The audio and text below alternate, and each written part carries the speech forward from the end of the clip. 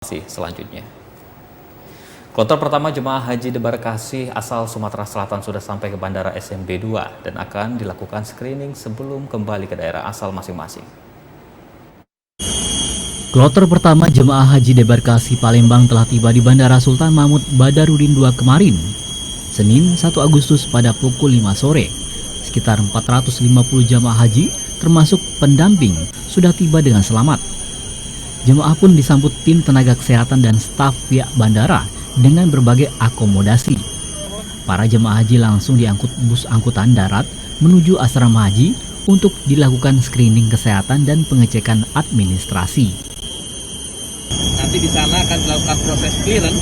Ada 3 clearance. Yang pertama adalah clearance dari teman-teman karantina kesehatan. Kita tahu nanti jamaah haji kita akan dilakukan proses antigen 100%. Kemudian yang kedua adalah clearance terhadap dokumen keimigrasian. Yang ketiga adalah clearance terhadap barang bagasi bawaan. Semuanya akan dilakukan oleh teman-teman dari kantor kesehatan Pelabuhan Kelas 2 beserta sektor terkait. Yang kedua akan dilakukan oleh teman-teman dari imigrasi. Dan yang ketiga teman-teman dari bea cukai tentunya.